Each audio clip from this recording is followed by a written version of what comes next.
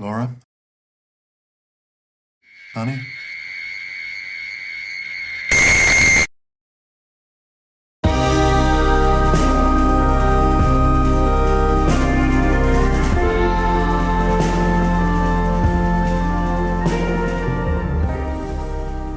Hello, and welcome to The Lodgers, Sorted Cinema's Twin Peaks podcast. My name is Simon Howell. I'm joined, as always, by Kate Rennebaum. Hello. And very excited to introduce, he's a writer for CinemaScope and The Ringer, and he has a new book out on Ben Wheatley called Confusion and Carnage, the films of Ben Wheatley.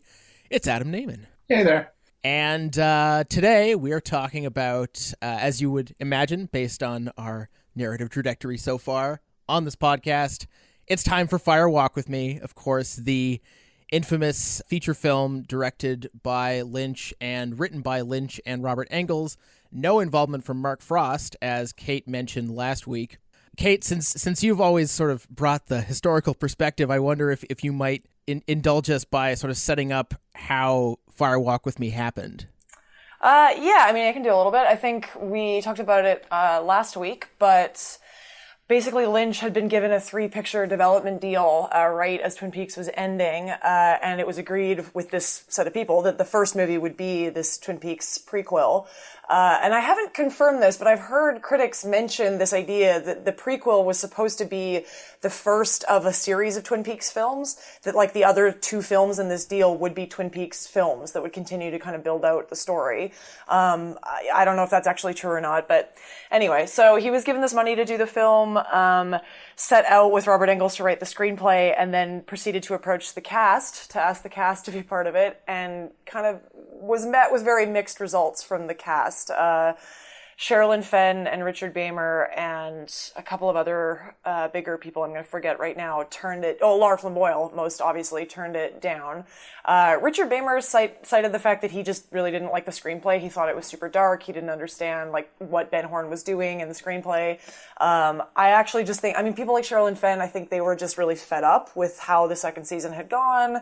I mean, people are very polite about it now because I think Lynch has, to his credit, like rebuilt a lot of the relationships that got into trouble in that latter part of season 2, but a lot of people felt very abandoned by both him and Frost, and that they'd sort of been left with this show that had tanked, and so I don't think they were super happy to get back on board for a film. So Lynch only sort of got about half the cast. But we can talk about this more later. For people who've been able to see the missing pieces sequences, there is a version of Fire Walk with Me that actually has many more of the original cast in it than are in the final version of the film. But that was only really confirmed 3 years ago when the missing pieces came out. So anyway. Now, Adam, again, thanks for joining us this week. I guess it's no secret that, you know, obviously the film was critically trashed at the time. It's undergone like a massive reevaluation over the last few years. Why do you think that is? Well, I mean, part of it, I'll do the skeptical thing first. I'm not skeptical of Fire Walk with Me. I think Fire Walk with Me is great. I think it's one of the 2 or 3 best Lynch features. But like, we're just definitely living in a moment where anything that provokes a strong, harsh reaction is instant grist for the sort of reevaluation mill. Particularly, there's a couple of reasons for that. I mean, it's always nice to make it seem like you are seeing something that a bunch of people missed. I mean, I know of what I speak here because I wrote a book on Showgirls. Like, that's exhibit today. Actually, Showgirls and Fire Walk with Me had somewhat similar responses, though Showgirls, of course, didn't show it at Cannes, but they were both examples of movies by previously respected and acclaimed directors that were seen as them kind of going off the rails.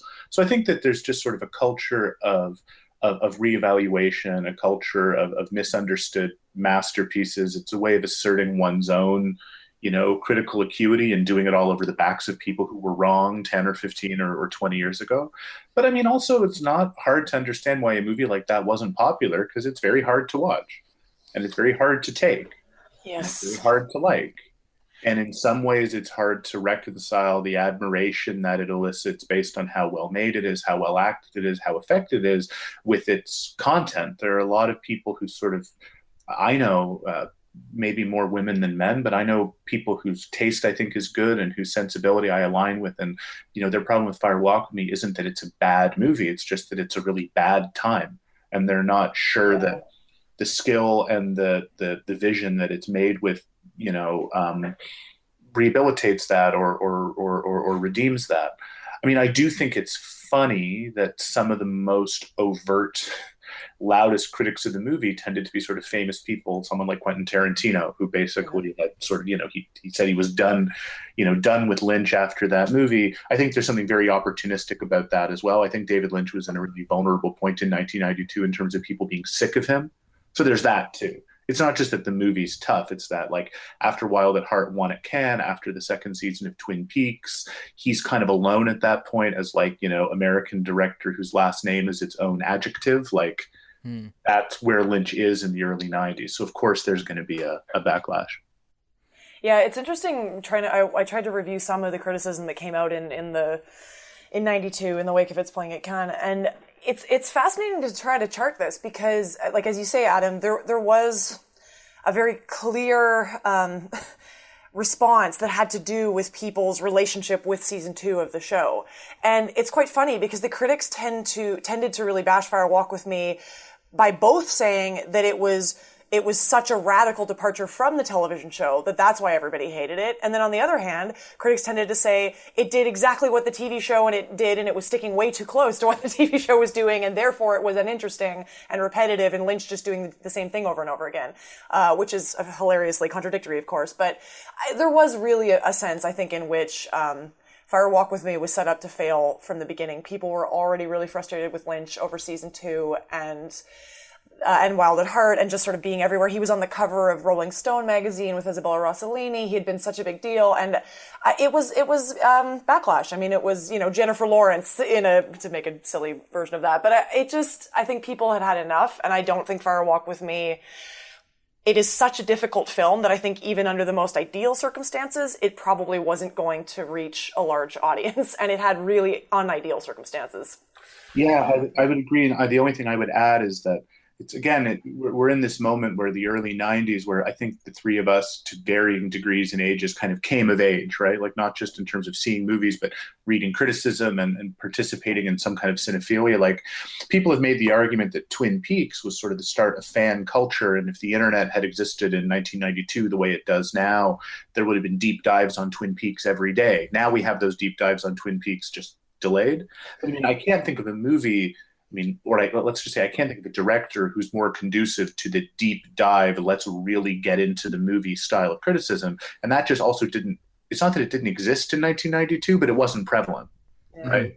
I mean, most of those reviews, if you went back and read them, those are 800-word pieces. Yeah, exactly. Yes. At most. Yeah. At most. So it's a movie whose virtues and flaws, if you see it as a flawed movie, they take some time to unpack. And I can totally understand the short version of someone's reaction from Cannes being like, I really hated watching this, so it's bad. I got to watch it now today. So enough of this. That's probably the best opening we're going to get to take a deep dive and really get into the movie. I guess the film has a reputation, quite deservedly, as being difficult and hard to watch and just really sort of punishing, but doesn't start out that way. It starts, obviously, with this, roughly 20-minute-ish prologue, of course, with Chris Isaak and Kiefer Sutherland and David Bowie and all kinds of off-the-wall zaniness. Well, I have thoughts on this, and I want to test them against Kate, because while I'm very familiar with Lynch and a big fan, I am far less of a Twin Peaks authority. And when I did a course on Lynch, I even conceded that when I was lecturing. I'm like, Twin Peaks, the series, not my favorite. So my theory, and I'll just float it in a kind of short way, and then Kate, you can jump on it and tell me if you think it's really wrong. I think everything in that first 20 minutes, starting with the smashed television, which is a pretty memorable image, it seems to me like it's very contemptuous of the show, and the popularity of the show, and if not the fan base of the show, like just a kind of approach to Twin Peaks. And I think it's perfunctory in a way that's really funny. It's like, here's another town, here's another crime, here's other detectives, here's Lynch himself controlling all of it. Like, Lynch is the one playing the FBI director, sending these guys on assignment.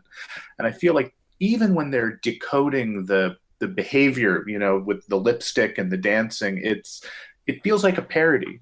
Yeah. It feels like a kind of self-parody, but the reason that I'm not sure I believe that is because we all think David Lynch is totally earnest and totally above the idea of, of irony. Mm-hmm. So, I'm not sure I'm satisfied with that take on the film, but it's how I've always seen it, that you kind of get through the Deer Meadow stuff and then you have the actual movie that matters. Yeah, I mean, it's interesting. Well, I mean, I can give the audience just a bit of a, again, backstory that gives a bit of a reason as to why they ended up structuring the film with this very clear sort of demarcation at I think about the 30-minute line.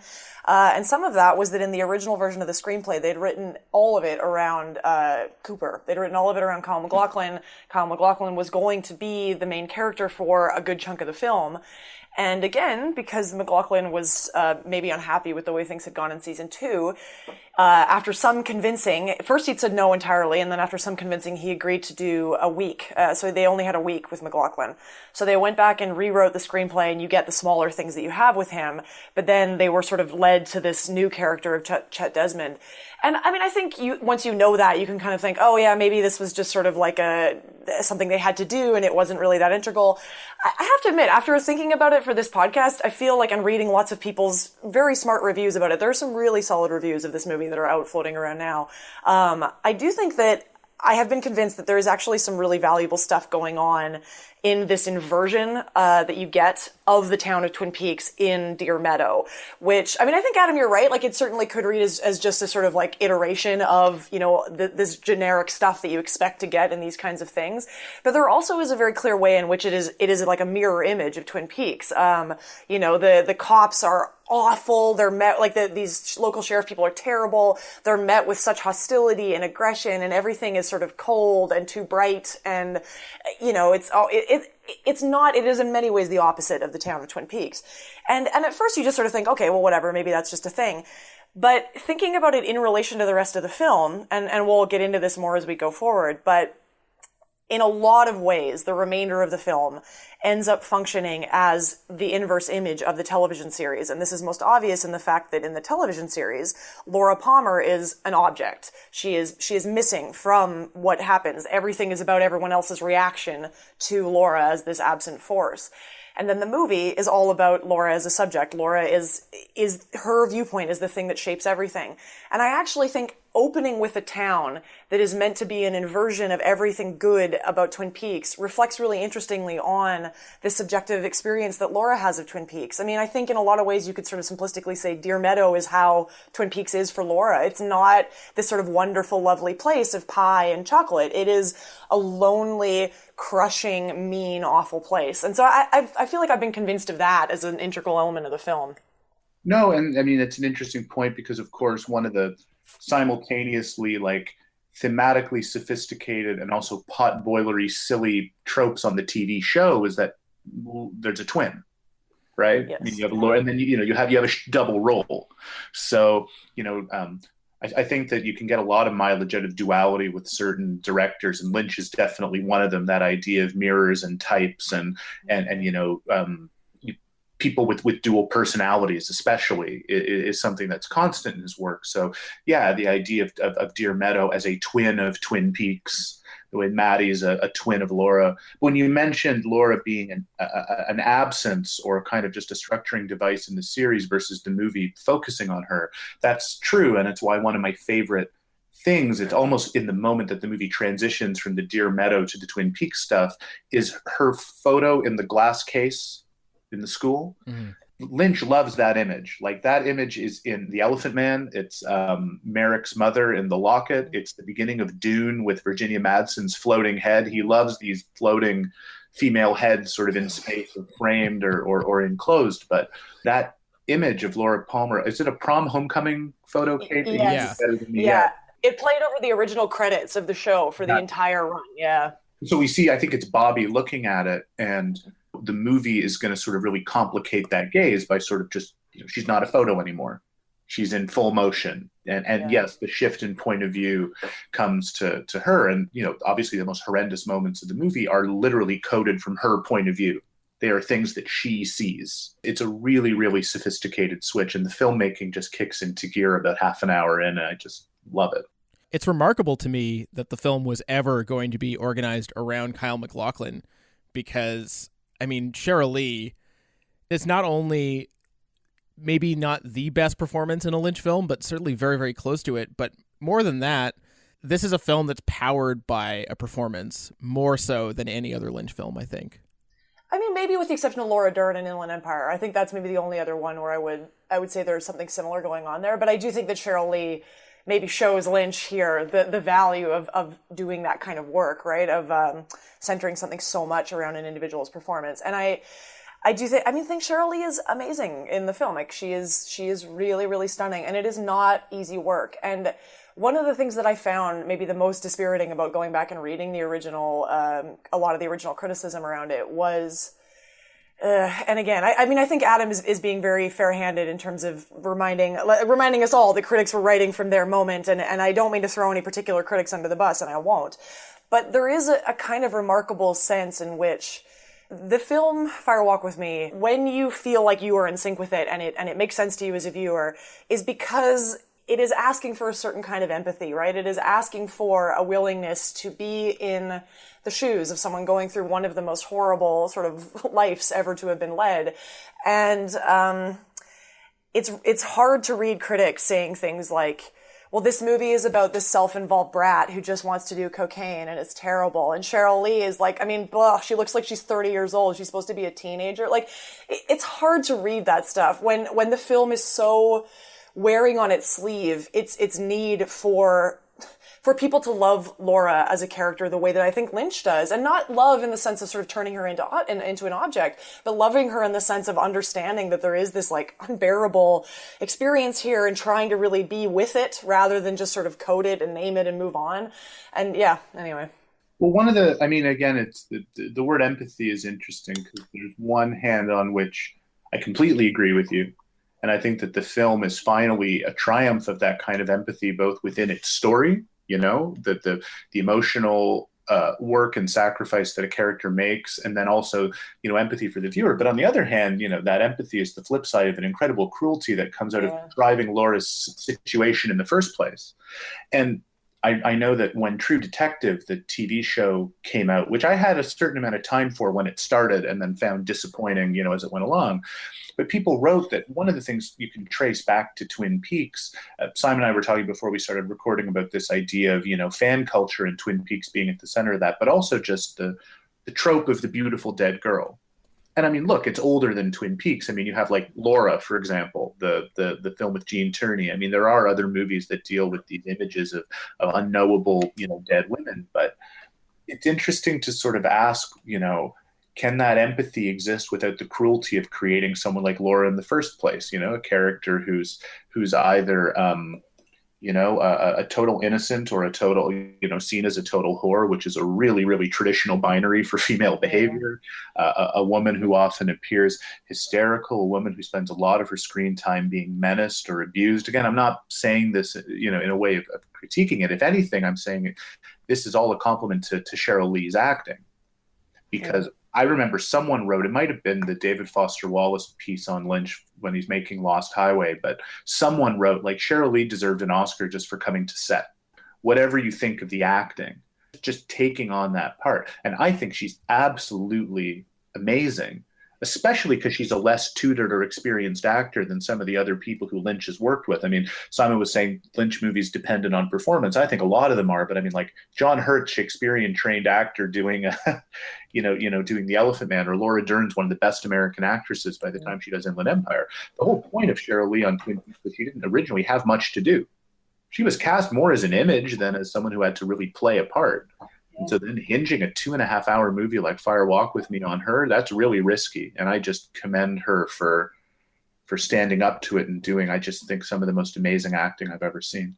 I mean, I think this question of the cruelty and empathy, I think, is really at the heart of the film. And I have like my big gun point that I wanted to make about this. So I guess I can do it now, and maybe we can then sort of get into more specific elements of the film if we want to. But one of the things that I was thinking about this morning when I was watching the film, again, I sort of got up at 8 a.m. to finish watching the movie.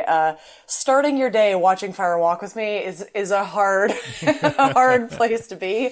And it took me maybe 2 hours to get out of the funk afterwards, because it is such a sad film. I mean, just in such a really true, deep way.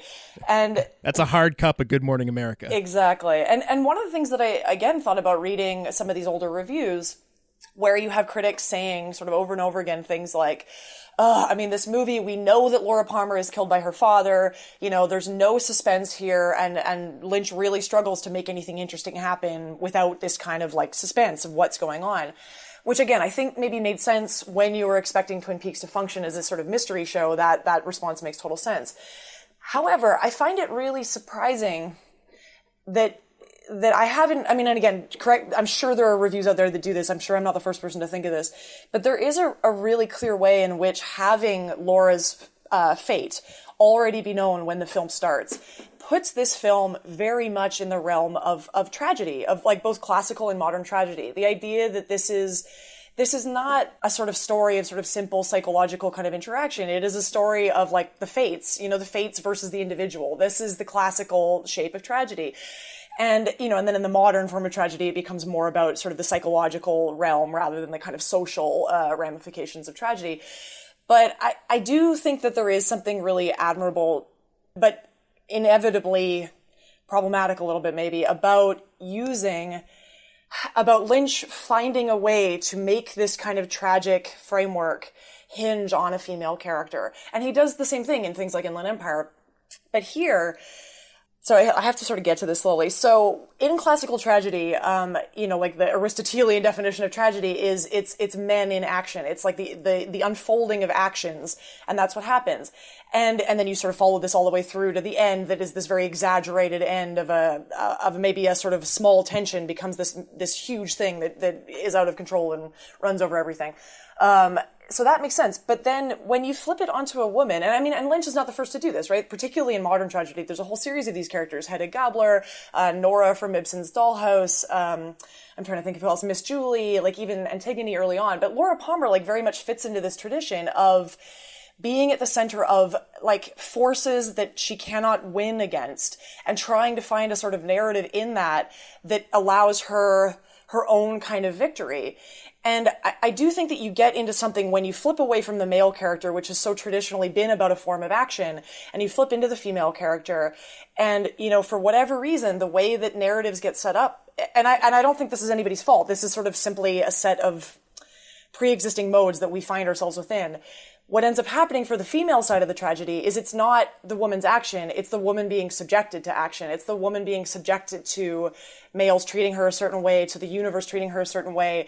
And so you have to find, like, the victory for Laura and these characters in that space is a sort of kind of holding up against cruelty. It's trying to find, you know, like, I mean, really the narrative here becomes Laura's fight to maintain something of hope and goodness and belief within this sort of like complete abandonment and cruelty of the world. And I think it's kind of amazing that Lynch lets her be the center of this sort of philosophical battle in a way that is really rare for female characters. I don't think it exists very often because it is so touchy and so dangerous to have this sort of space of sort of passivity and cruelty be the center of this stuff. And sorry, that's my big point for this thing. So then I will stop ranting, but yeah. I think often of there's a line in Lost Highway, which is a movie I like very much, and you know, I think a lot of Lynch's movies play well together. But you know, Lost Highway is from a very male point of view. It's very much about the identity crisis of a male character. Is he a husband? Is he a young punk? You know, is he a musician? Is he a mechanic? I mean, we've been talking about Lost Highway on another podcast, but Patricia Arquette, in one of her two guises, because like all of Lynch's women, like Laura Palmer, she's divided between the light and dark side, you know, except in this case, the femme fatale is blonde and the wife is brunette. But she says to him during a dream scene, "You'll never have me," right? And in the context of Lost Highway, it's a very teasing, tantalizing line. It's about his fantasy is never going to be realized. I think at the end of Fire Walk with Me, as a variant on that line, said from a more heroic point of view, the idea of "you'll never have me." I mean, what Bob wants is to be Laura, right? He wants to possess her. He wants to be in her. That evil force, which is so convoluted within the show's mythology, but by the time you get to the end of the movie, the convolution falls away, and it's this appalling image of a father trying to rape his daughter. And, you know, it's a Pyrrhic victory or a self-sacrificing victory. She doesn't survive it, but she doesn't get possessed. She doesn't get had, you know. And, in Lost Highway, there's this inscrutable, mysterious, noirish femme fatale aspect to You'll Never Have Me. In Fire Walk With Me, it's like defiant and, heroic, that's something that she's able, even though it's very much a victim narrative, she's able to she's, and actually, it's not even that she really saves herself. There's a kind of guardian angel, a motif there too. But it's kind of about a woman who's not possessed. And that final shot of her, which is a perfect rhyme with the yearbook photo or the prom photo, but it's in another place as opposed to trapped. I always like the idea that she's either wrapped in plastic or trapped under glass in the photo case. And by the end, she exists in a free space where she's not constrained. Yeah. I mean, that's a version of a happy ending. It's a melancholy ending. It's a draining ending, but it's a kind of a happy ending and very sort of cathartic. And I think that catharsis is possible because of how awful what we go through prior to that is. I would argue the last 20 minutes of Fire Walk With Me is the most abject, brutalizing stretch of any American narrative film that I can think of. And I asked friends of mine who went to a recent screening of the film how the audience took that at the screening in Toronto, where they showed it in 35 millimeter. And I think a lot of people who think Twin Peaks has a campy reputation or that the film has a sort of so bad it's good reputation, they're not ready for that because it's not funny. Yeah, so Simon was there at that screening. So Simon, how was your reaction to that whole thing? The screening was bizarre in a lot of ways, and I don't want to get into it too much on this podcast because people weren't there. But I mean, definitely the legacy of the film is convoluted in ways, and for reasons that we've kind of already explained. There were early parts of the film that did inspire quite a lot of laughter, especially in that sort of opening sort of preface sequence, which I think is totally valid and fair. I mean, I'm not telling people how to watch stuff, but it's understandable that it happens. And then throughout, there's a few moments. Obviously some of the. For series fans, obviously, some of the interactions between James and Laura are just very satisfying. Her slapping him around and giving him the finger. That's good stuff when you've put up with 30 episodes of James. That inspired some laughter. But yes, you're right. The overwhelming sensation, especially seeing it on 35 and so loud at the Royal, was an overwhelmingly emotional experience. I did want to talk about something you said, Kate, about sort of trying to carve out a space of beauty. I didn't go looking for queer readings of Fire Walk With Me, but they must exist, because something I'd totally forgotten about is the fact that the Laura and Donna relationship is very much sort of the emotional heart of the film in terms of interrelationships, much more so than anything with her and Bobby, or God forbid, James. I think it's the casting of Moira Kelly is fascinating to me because, first of all, I think it's a shame that Lara Flynn Boyle missed out on the film, because the material that Donna gets in the film is a lot more interesting than most of what Donna got to do in the entire second season. So it's sort of tragic to me that she didn't get to be a part of the film. On the other hand, Moira Kelly has this, she doesn't really look anything like Lara Flynn Boyle. In fact, she has this her features are a lot softer, almost like doe-like. Having her play Donna versus, the way that she comes across on screen versus she makes Lara Flynn Boyle by comparison seem like really stony and self-possessed. And in a way, having her play Donna, it actually feels right in a strange way. Obviously it feels like I'm justifying a necessary production decision, but it has sort of, that recasting works for the transition that Donna's character presumably has to make after these events unfold. And I will just add quickly, don't be surprised if a third actress plays Donna in the new series, because Lynch has talked about this film being important to the, sort of central to understanding this rebooted season. And Donna is so central to this film that I can't imagine she wouldn't be represented in some way. Yeah, I have lots of thoughts about the Donna and Laura stuff as well. I kind of 100% agree with you, Simon. Jessica, who's one of our previous guests here, we were talking about this film recently, and she was saying that for her, the recasting of Donna has always been a real problem. And I was saying, when I watched it when I was young, when I watched it the first time when I was maybe 18 or something, and mostly was just left confused by it as an 18-year-old trying to get more Twin Peaks. I, at the beginning, remember being a little miffed that Lara Flynn Boyle wasn't in it, but I don't know if it's Lynch or Moira Kelly or the two of them together, but for me, it really works. I actually think Moira Kelly is maybe better as this. Like, I think she works better than Lara Flynn Boyle would have in this role. And it's interesting that you use the terminology of like queer reading around this stuff, because I hadn't necessarily thought of that. I mean, I think there is very clear like queer aspects of the film in the sense that Laura. Well, I should take that back. It's more obvious in the missing pieces than it is in the current version of the film, but you do get very clear sequences between Renette Pulaski and Teresa Banks that are like, it's clear that Laura has a sort of sexual relationship with them that isn't specifically related to men. So there's that angle there. The stuff with Laura and Donna that I find so affecting, the sequence in the roadhouse that's sort of in the middle of the film where Donna has followed Laura there after Laura has tried to slough her off, and Donna shows up, and you get these amazing sequences between them where they're surrounded by men. The whole bar is full of men, you know, all sort of looking at Laura and trying to sort of attach themselves to Laura and be there. And all of this information and kind of feeling passes between the two women that is all about things like, you know, Laura trying to convince Donna that Laura is abject and is not worth anything like love. And Donna doing her best in this very heartbreaking mode to try to understand Laura, like loving her while sort of understanding so little of what is going on for Laura. There is a level there that is just really, really breaks my heart every time. And I will say, like, I don't ever hear people talking about this aspect of the film, but and it's not like I'm not going to say that I had some experience that was like Laura Palmer when I was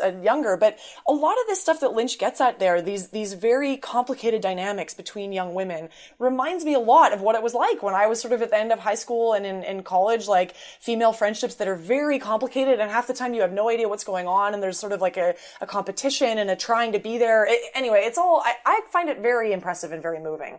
Well, in talking about the Laura Donna thing, I mean, a couple of things. I won't be too cute with this, but, you know, I'm a big believer that a movie like Buñuel's Obscure Object of Desire is probably something that Lynch has at least seen, you know, and there's so much duality in his work, you know, one person as a host to two personalities, or characters who change, or characters who mutate, that there's something sort of Lynchian in Donna being played by two different people, even if it's a practical rather than an artistic concern. And it also possibly suggests that by the time we meet her in the series, she's a different person based on what she's gone through in the movie. I mean, I don't want to get too cute with that, but the queer reading is there. But I also just another one of the lines I always think of when I think of Fire Walk with Me, and you can correct me if I have the line a little wrong.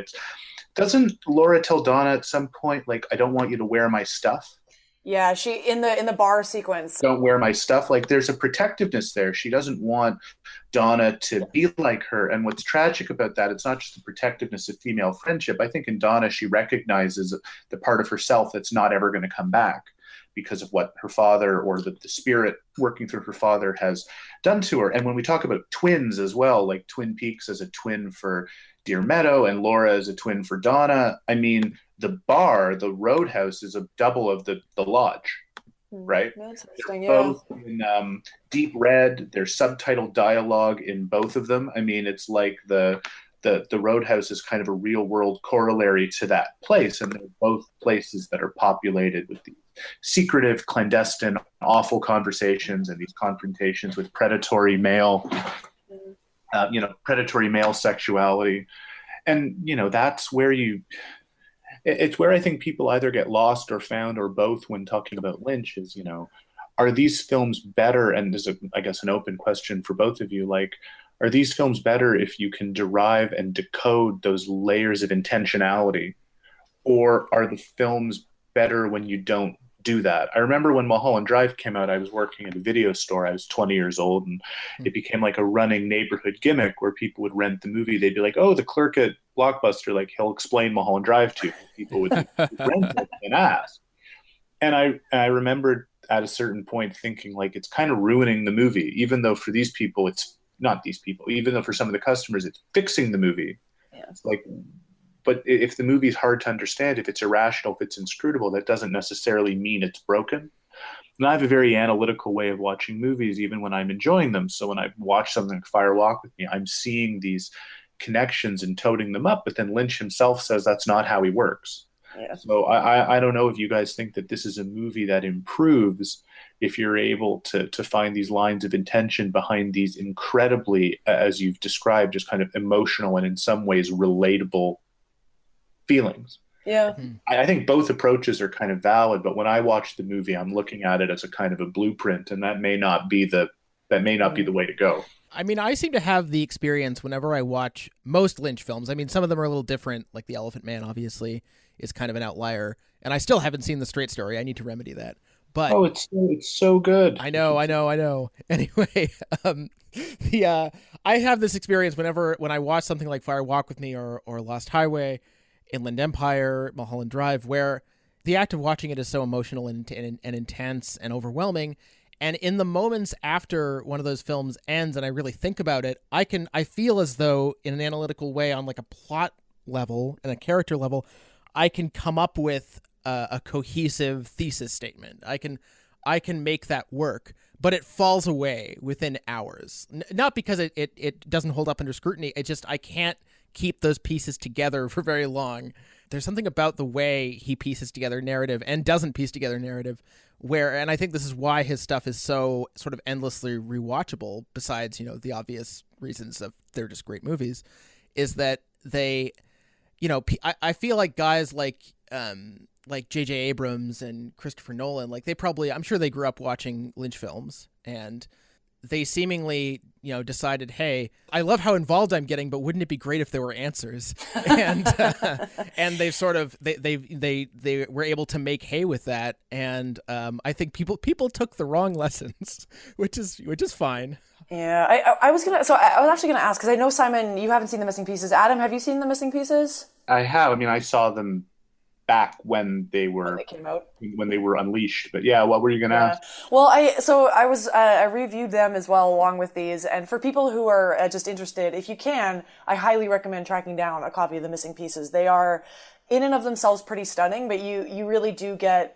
Lynch really was aware of some of the things that people were later angry about the film not having. The Missing Pieces really do fill in a picture of a show that had a little bit more of a relationship to the television show. You get like 15 characters in it that aren't in the movie, and you get a little bit more of the humor, a little bit more of the stuff that relates to the television show.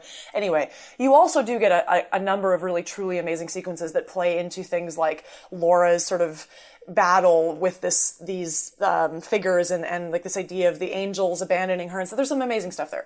Anyway, the reason I brought that up was because like Jordan Cronk, I think, wrote a piece about The Missing Pieces for CinemaScope when it came out, and which is a great piece, and he talks early on about this idea that was so prevalent at the time, which was that everyone expected Fire Walk with Me to tie up the loose ends that had been left by these like radical cliffhangers at the end of season 2 of Twin Peaks.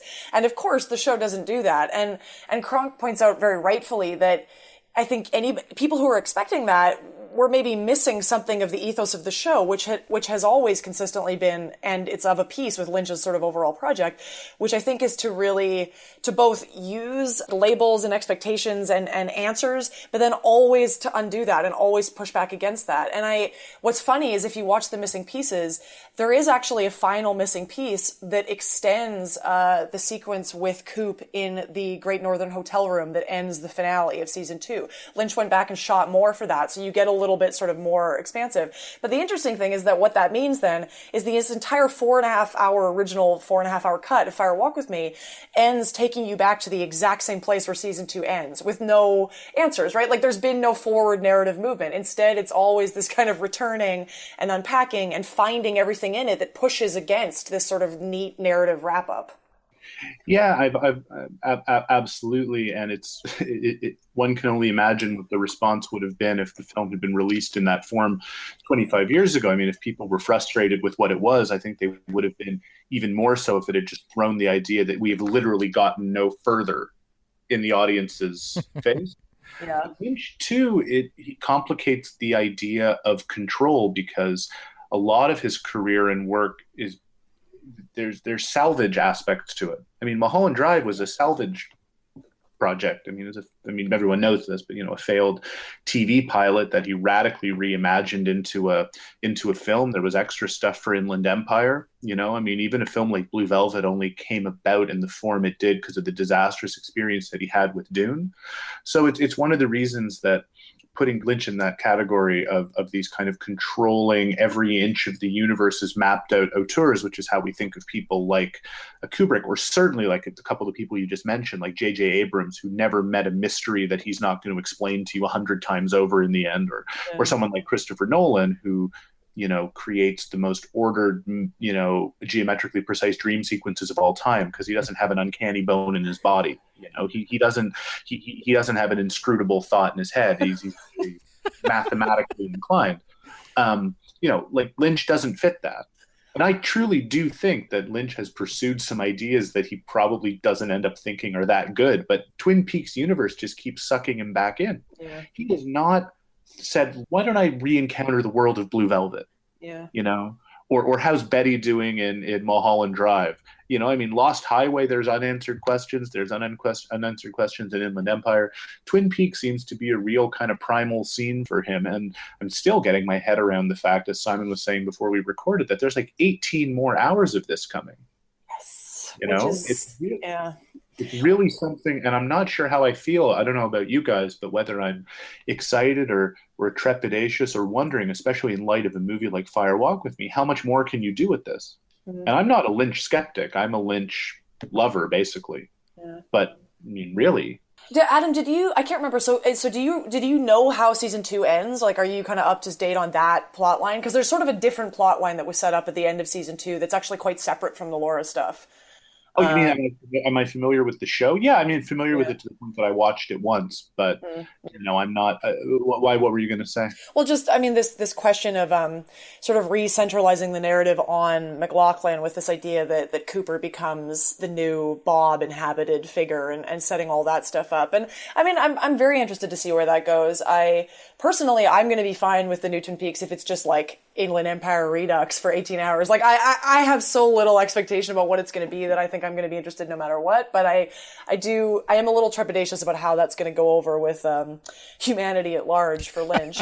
But I did want to say, though, about this point you were making, Adam, about Twin Peaks being something like a primal scene and Lynch wanting to go back to it. Like, this is one of these things that I think people have talked about in different ways, which is that what Lynch really loves and what he does really well with is these kind of spaces where he feels like he can really live in the space and just sort of explore that from the perspective of being in it. And that works both with Twin Peaks as an open-ended narrative, right? I mean, this was what attracted him in the first place, the idea that, which quickly turned out to not be true, but that he felt at the beginning like television would be something where he didn't need to wrap up a story. It could just continue on in all directions. That was one thing. And then you have a kind of interesting other version of that with Inland Empire, where he spends, 6-7 years filming a movie almost as if it was a TV show, where he was filming an episode of it every sort of 6 months for 7 years and then editing it into a feature. So there's something clear about that, this idea of he likes being in the space. And I do think I like your idea about the salvage operation, because it's one thing I've been thinking about a lot in relation to Twin Peaks, which is that some of the best work that is done here is often Lynch being able to hone in on sort of like an accident or even somebody else's invention, like the example we were talking about last week in the episode before the finale, which is Tim Hunter's creation of a mask for a character where he's wearing white makeup on his face and black on his teeth. Lynch reuses that kind of stuff in Fire Walk with Me. You get 2 sequences where people, have that again. And so Lynch is sort of constantly doing this. Like, he's so open to sort of odd, weird accidents or one-offs, and then he builds them into a mythology in this very complex way, like the creamed corn. Anyway. Wasn't Bob an accident? Oh, yes. Totally. Yes, completely. Yeah. Probably discussed this, so you have like one of the truly, truly frightening villains in anything that I can think of. And this podcast is not like, personal reflections on Twin Peaks, but I will say the scene in Fire Walk with Me where Laura sees him in her room in the movie, not the show. I mean, it's scary in the show. To me, it's the scariest thing I've ever seen in a movie. And some of it has to do with the way it's edited, which is you see her reaction first, you see her scream first. So the affect is totally about her face before you see Bob's. He is one of the iconic aspects of the show, and he was a total accident. Yeah. Right? Yeah. Reflection was in a mirror, and they're like, oh yeah, put him in there.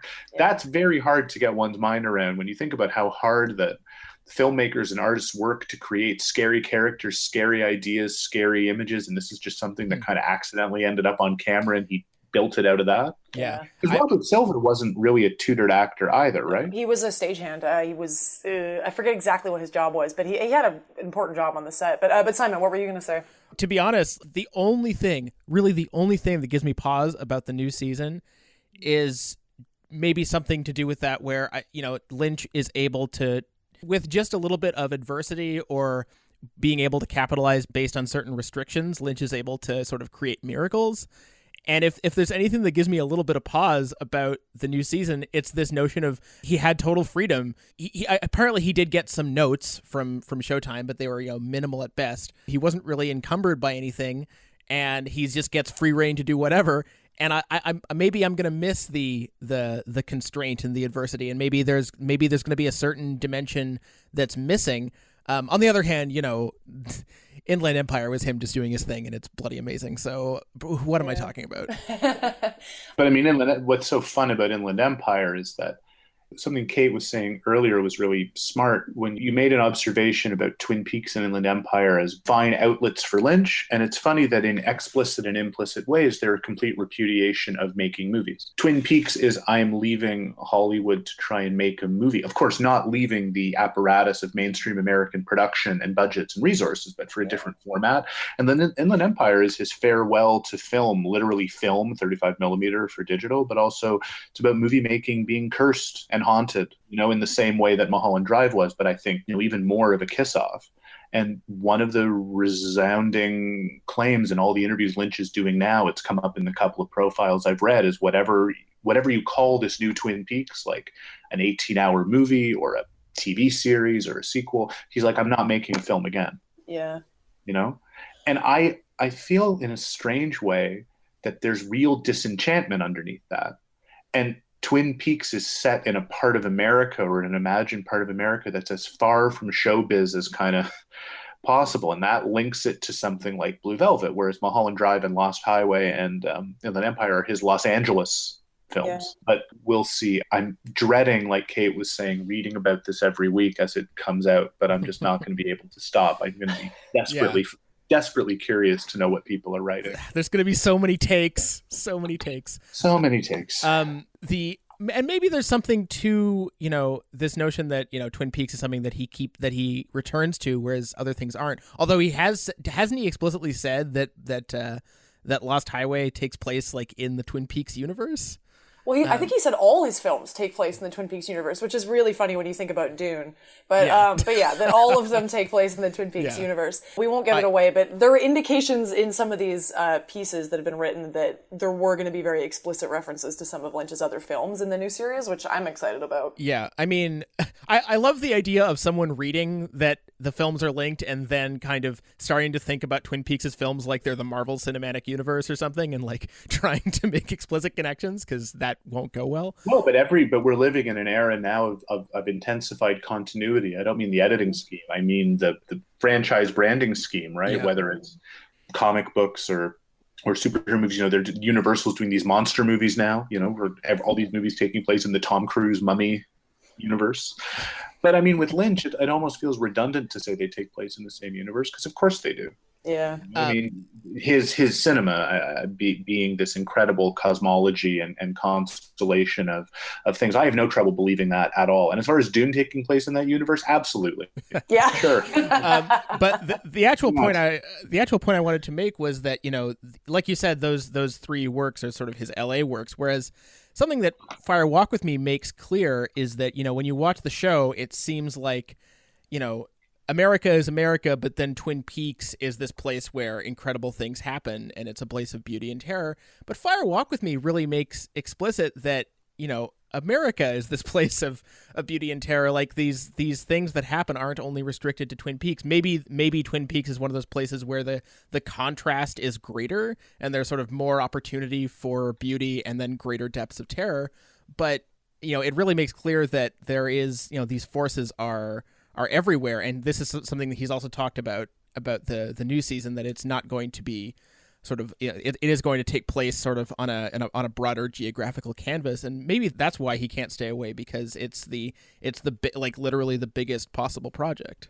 Well, and I mean, we haven't talked about it so much for Fire Walk with Me, but we did talk about a version of this for the TV series. But I mean, again, even with Fire Walk with Me, there's something really interesting here in the sense of Lynch.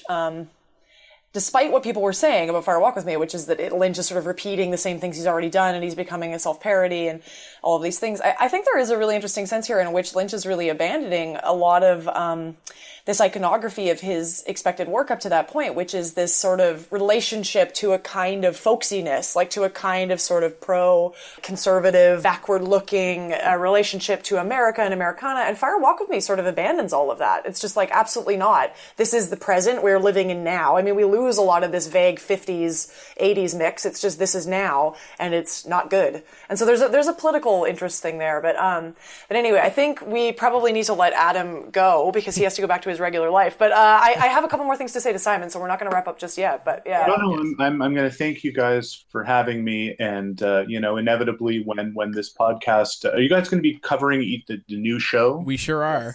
Well, then I will be tuning in to listen, and when you guys can sort through the takes for me. Again, I'm sorry I got to bow out a bit early, but this was a lot of fun. Thank you guys for having me, and you guys keep going. Do you want to give your Twitter handle or anything for people to find you? Yeah, if anybody wants to find me on Twitter, I'm under Bro From Another. I tweet largely about the NBA playoffs, but those will be over soon. About being a new dad, that's not going to be over anytime soon. And I'll probably tweet about Twin Peaks while watching it. I think new Twin Peaks Twitter is going to be intense. It's going to be something else. You guys follow Kyle MacLachlan on Twitter, right? No, I actually don't. Should I? He's a good account. Good. Yeah, I'm in the tank for Kyle MacLachlan. He's in Showgirls. He's in my favorite, couple of Lynch movies. I mean, he's great. Yeah. His Twitter account is solid. So follow me and then follow Kyle MacLachlan. Kyle MacLachlan. Deal. Yeah. Talk to you guys later. Thank you. All right. Thanks, Adam. Hello, Simon. So we are still here, which is good because I have a few more things I wanted to say. But of course you do. You were talking about Lynch sort of abandoning the iconography, and being at this screening where this was only a couple nights ago that I saw Fire Walk with Me on 35, and much like most Twin Peaks related events, they were serving fresh donuts and coffee, and people came in outfits. Someone came in a full like double R outfit, which was very impressive, and they got a prize. And there was a raffle, and there was also this burlesque element that was thrown in, but that's way too much to get into right now. It was all very sort of, goofy and, coffee and pie, et cetera, et cetera. And the film doesn't do that at all. Like there's, there are mentions of coffee, and that's pretty much it. Like there's none of the sort of goofy iconography from the show is really replicated. And, people have talked about the film Lynch and his relationship with the audience as being perhaps contemptuous. I don't really buy that. I mean, I think that there's certainly room to say that the film is riffing on stuff in the TV show and is maybe even parodying itself, but I just don't think of Lynch as a guy who cares about the audience. I just don't. Like he's not like a.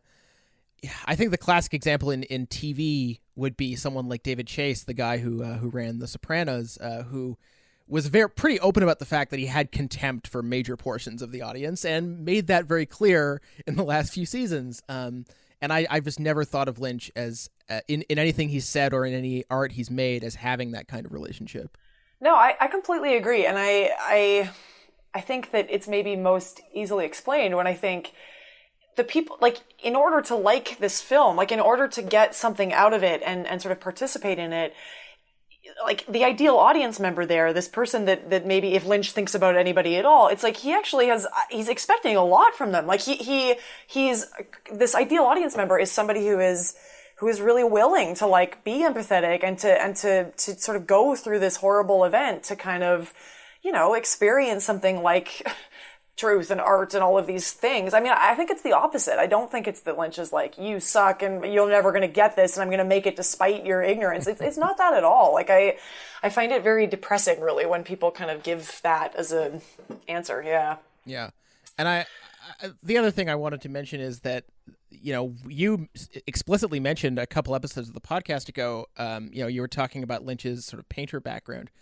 And in this film, you actually get a very distinct callback to this notion that he brings up when he talks about sort of awakening to film of a moving image, a moving painting, or which we literally get that in this film through the painting of the doorway that moves and changes sort of on its own. One of the other things that I find incredible about his work is that he throws in these like sort of explicitly autobiographical elements into stories that seemingly don't have anything to do with his background, like the way that Missoula, the place he was born, gets thrown in every once in a while, or the fact that his son shows up more so in this film even than he did on the show. And then this, sort of very explicit callback to his original awakening to film. When there's these elements of sort of love and these autobiographical elements thrown in, I can't reconcile that with any kind of contemptuous reading. I can't either. I mean, I do think there are things here that Lynch... I think there's a way in which you can say that it's not that he's contemptuous for the audience, but that he is interested in maybe critically dealing, like, if not analytically, but like critically dealing with things that he considers to be problematic. And like I've said some version of this maybe early in the podcast, but is this idea that I think structures so much of what Lynch is doing, which is he deals with these worlds. I mean, people tend to talk about it as if it's very clearly bifurcated, right? It's like there's the good and the bad. And there were a lot of critics that just sort of said this film is this like moralizing thing and it's very conventional and it's like judgments which I don't agree with at all. And I don't think it's ever as easy as just saying it's good on this side and bad on that side. As I've said before here, I think it's that Lynch is really interested in this idea that both things are always present. The good and the bad are always there. And yet there is a very intense structuring, almost oppressive drive to only look at the good. And right. This is where a lot of this horror lives. It's not just, it's laid out so thoroughly here with Laura. It's not just that Laura is being abused. It's that she is completely isolated in her awareness of the abuse. Everyone else around her sort of seems to be like something is wrong, but they all look away. I mean, even Donna, like, who is really trying, and you love Donna for it, is just sort of structurally unable to see what is going on.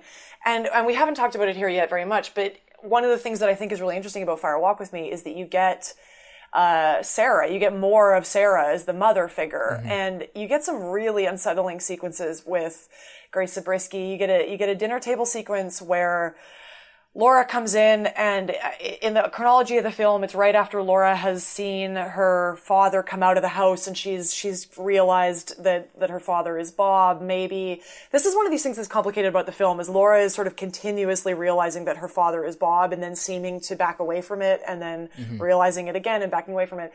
But anyway, so she's seen her father coming out of the house, and then you have this dinner table sequence, which, is maybe not as brutal as the train car sequence at the end, but it is very difficult to watch. And it is Leland telling Laura that she hasn't washed her hands, and then he gets right up close to her and is playing with her necklace and asking her if it's from her lover. And Sarah walks into the room, and you see Sarah react. She walks in and she sees this like physical staging of them and is sort of like, oh my God, what's wrong? And immediately goes into this defensive mode of this is happening again. And that, like, it's an open secret in their house that Leland's behavior towards his daughter is not okay. And Sarah just puts up with it. Like, Sarah is just quiet. And I realized watching Fire Walk With Me what a radical idea it is that Lynch simultaneously puts her in this position while also giving her clairvoyance. Sarah's also the person who sees things that no one else can see, and yet she either can't see what's happening right in front of her, or she can't find the way to talk about it. And mm-hmm. I find that so fascinating. Right. Or, she's just like a regular traumatized person who exactly, yeah. Who, this is, that's where the banal meets the supernatural, right? Like, she has these gifts, but at the same time, she's just a person who is in, like, dealing with like the most intimate, horrible possible circumstance, and like you said, sort of realizing it constantly, and then not being able to accept it as the truth, because why would you want to accept it? Since you mentioned, sort of her gifts, I guess we have to talk about sort of the scene that most explicitly calls back to the series. And sort of, we were talking about time travel and time jumps last week. There's an incredible scene of Annie showing up for approximately Heather Graham getting about 25 seconds of screen time, maybe less, to tell her about Dale and what his situation is. I mean, if you were going into the film as a series fan and hoping for answers, I honestly think that was probably the scene that made you the angriest, because it's him acknowledging, oh yeah, the series does exist, and I totally could give you a lot more of this, but I'm just going to give you this. Yeah, it's actually really fascinating in the missing pieces. That sequence is elaborated on. You get more sequences with Annie, and what's really interesting in terms of this kind of time travel-y question is in one of the last missing pieces, in this expanded set of stuff that's happening around the moment when Coop is waking up in the Great Northern, Annie's in the hospital, and Annie wakes up momentarily and says to the nurse, line for line, exactly what she says to Laura in this dream thing. And she's in this sort of the exact same position. She's just in a nursing gown. And so you have this sort of doubling again, and this linking of like Laura somehow seeing this future moment. So again, there's interesting stuff there. I remember that when I was watching Fire Walk with Me when I was younger and being like, what? Like, oh, Annie in the Dale in the lodge. I was like, Laura, write it in your diary. It was like totally got me. I mean, I don't remember it annoying me. I just remember being like, when that happened. But that whole sequence with Laura, because that's the same sequence where you get that amazing thing where the painting sort of turns into the film and Laura's in the painting. And, I think the thing that's so amazing about that Annie sequence is Laura, is in the bed and she sees the painting, and then she turns to her side and Annie is there and bloodied, and she says the same things. And then Laura looks to the door on her right, and then she looks back and Annie has disappeared, and Laura starts freaking out. Like, Laura starts screaming. And I'm like, wouldn't you start screaming at the beginning when you find like a dead body in your bed? But again, it's just Lynch shifts these sort of like expected effective responses just a little bit, and that's just enough to kind of terrify you. It's so, great. I mean, I don't know exactly how much more, how much longer we want to go. I couldn't get through this podcast without pointing out one of the things about the reception of the film that's always bothered me, which is that people like to talk about Fire Walk with Me as a film that was booed at Cannes. And my good friend Eduardo Lucatero, who goes to Cannes every year, would be annoyed at me if I didn't mention so many things get booed at Cannes. Almost everything gets booed by somebody at Cannes. It's a very, very commonplace occurrence. Yes, the movie was trashed in a lot of critical circles. That's not made up. But people make too much about the booing thing. And I know there's even been, film series of, stuff booed at Cannes, which is like, okay, fine. But it's incredibly commonplace at Cannes. Incredible films have been booed at Cannes. It's just what they do there. Yeah, it's sort of my understanding that it's kind of part of the reception culture. It's like people clap and then people boo. It's just like everybody does one or the other. So you get a mix of both pretty much at every film. But anyway, yeah, so that is very true. I mean, I have a couple more things I just wanted to run through that I hadn't been able to get to yet. So one, which I've been, again, meaning to mention on in relation to the series, too, and I haven't had a chance to do this, but I think it's really relevant for Lynch, and I'm interested to see how it plays out in the series going forward. This idea of Lynch being something like almost, like he's working almost in the vein of kind of like Victorian spiritualism, sort of, in the sense of like early 1900s fascination with kind of like ghosts and all of that stuff, et cetera, but that all of it is sort of always housed in like electronic forms, or like new technology becomes like the space of the ghost and the uncanny and all of this strange stuff. And when you start to watch for it in Lynch's films, you realize very quickly that like things like telephones, and in Fire Walk with Me and Twin Peaks, most famously, ceiling fans, become this sort of crossover space of just a horror and nightmare, like electricity. And I mean, and then in Lost Highway, it's like the videotapes, like all of these things. And here, the security camera. Exactly, yeah. And I was going to say, like in Fire Walk With Me, you get almost a framing device where static, like televisual static as an object becomes a sort of interdimensional medium. And as you move from, like it's in the opening credits, but then also as you move from the FBI office into the convenience store space of Garmin Bosia and all of this stuff. And so there's something interesting there, because I mean, I think, like as Adam pointed out maybe at the beginning with this idea of Lynch hitting the television, is this sort of maybe screw you to television audiences. Like maybe that's true in terms of an aesthetic sense, but in terms of a kind of technological sense, Lynch is also really fascinated in like a terrified kind of, but very respectful way towards like the medium of video and television and all of these things. So that's one thing I wanted to mention. The other thing I wanted to mention, because I just think it is such a perfect coda to get at this idea of Twin Peaks, of Fire Walk With Me as a sort of inversion of the television show of Twin Peaks, is a story we've never mentioned on the podcast, but is a kind of infamous story about Twin Peaks, which is that Lynch apparently told one of the production designers very early on in the show that the color blue was not to be used on the television show. And it, for the most part, it's pretty true. If you go back and look, there are no blue props. There is almost never blue lighting. The closest you get is like white lighting that verges on the blue side of things, but mostly there's no blue in the television show. It's all red and sort of greens. And then when you get to Fire Walk With Me, where you have, you're on this other side of everything, Fire Walk With Me is like predominantly blue. The opening credits are blue. You get consistently blue light. Like Donna sort of always has blue light. I mean, Laura has blue light being shone on her. Leland drives a blue car. Like it's consistently there. And I find it a really interesting formal move in the sense of it's like blue has been reserved for Laura. Like Laura sees the world through blue, and the rest of Twin Peaks sees it through this like warmth, red kind of colors, and Laura sees the opposite side of that. And I just found that like such a rich idea. Huh.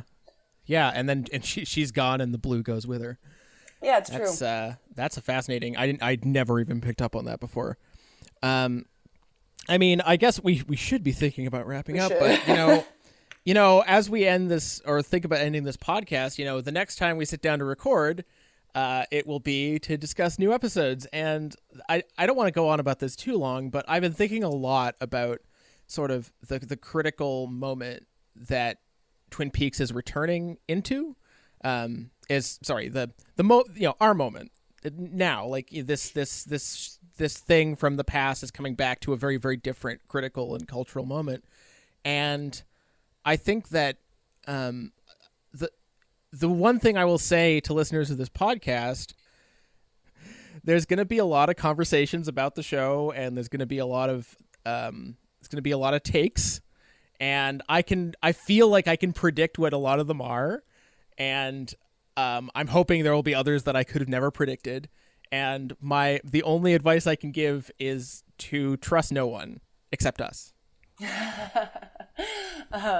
Or maybe just don't look at anything. Like maybe this is also a very reasonable thing. Like I'm not saying don't listen to the podcast, because I obviously want you to listen to the podcast, but I do think there is a sense in which, yeah, I think there is going to be a real saturation of a certain kind of like very rapid response to the show, and that kind of stuff, you know, can lead to, as we've already talked about, very quick responses to work that maybe requires you to live in it for a little bit and to like get on board with it and to go along with it, which is I think why Simon and I have already implied that we're a little trepidatious about this idea that we're going to sort of get on the horn right after the episode show and give you our very considered talk, because that's going to be very difficult. Like Lynch really does sometimes work the best when you let it just sink in and you live with it and you go back to it and maybe don't listen right away to everybody saying, well, it is this or it isn't that or whatever, because I'm not sure it's going to be that simple. Yeah. I'm thinking about writing about this before the new season starts, just to sort of to look at how, you know, the critical culture, especially in the TV realm, kind of works now, and how Twin Peaks isn't really built for that. But, you know, I guess that's something that you may or may not be able to find on Sword Cinema over the next couple of days, depending on how confident I feel about my own argument. Anyway, I will also be having to come up with some writing about the new episodes. I won't say where yet, just in case something horrible goes awry or something. But it's very likely that I'll have a piece about the first 4 episodes that will come out pretty quickly after those episodes arrive. So we'll see if I can get that done. But yeah. Yeah. Anyway, so is there anything else you wanted to mention before we go? No, except maybe just to say that, this has been a good amount of work, but it has been super, super fun. And Simon Howell deserves a huge round of applause for doing all of the editing and all of the work to make this happen and chasing me down and helping me as we get guests and all of this work that goes into this. So I've had a blast, and I'm super appreciative that Simon and Sorted Cinema and Ricky and everybody make this possible. So. Well, yeah, it's a lot of work, but it's been super fun. I feel like, this is very much the end of like one version of the podcast. I have no idea what the rest of this will be like. What's funny is that if timing works out correctly, we're supposed to be recording our next episode in person, because you're going to be in Toronto, and which is so it's appropriate that we're going to be recording in a totally different way for a totally different experience. I have no idea what that podcast is going to be like, or if it's even going to be listenable, but I hope you'll join us for that. And good viewing, everyone. And we'll talk to you when we talk to you.